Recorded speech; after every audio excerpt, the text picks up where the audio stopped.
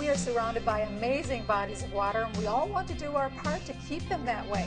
In recent years, we've learned more about invasive species that can cause problems in the aquatic community. Today, in Lakes and Streams 101, Doug Jensen and Marty Kitson show us some examples of these aquatic hitchhikers and how we can keep them out of our waterways. Thanks so much for joining me from Minnesota Sea Grant. You've got some samples here. We've got the zebra mussel, which I think is familiar to a lot of people, but a lot of other things here that show up in our water. Tell me about them, Marty.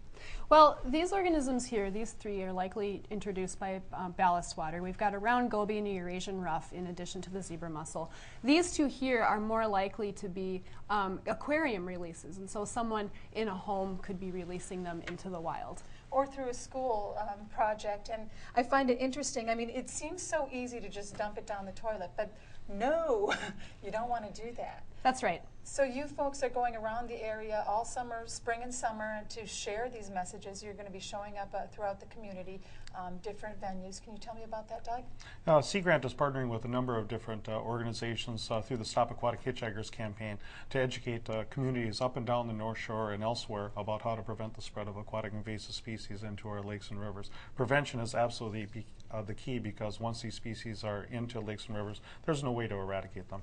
And again, you've been having success in getting your messages out, specifically to know what you can and cannot do. And can you share a little bit more with me about what your message is? Yes, our message is actually very simple and concise, which is the beauty of it, and applies to all of the different organisms. You want to be able to remove organisms from your boat and your trailer. You want to be able to drain the water from your equipment, and you also should be able to dry your equipment for a minimum of 5 days when possible. Okay, so we want to keep these guys out of our waterways, and it seems like such a simple idea to just be able to let them go out in the water, but the damage is what? They can cause impacts on fisheries, they can impact water quality, they can impact the economy of our region if these species continue to spread. Okay, thanks so much for joining me. And for more information, you can log on to www.seagrant.umn.edu.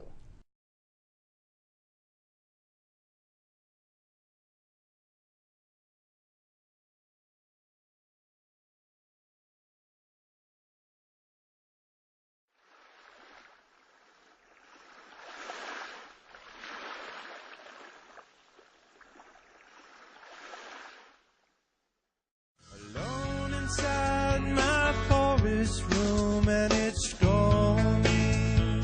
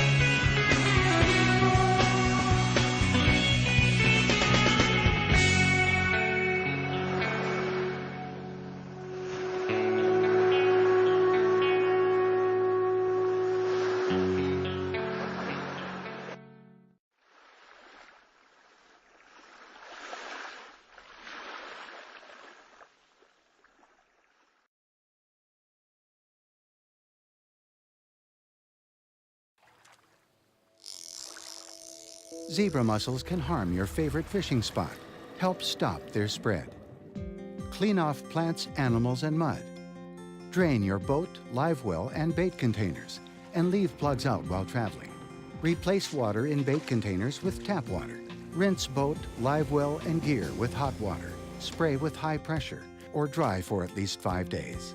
These steps are simple, and they help stop aquatic invasive species.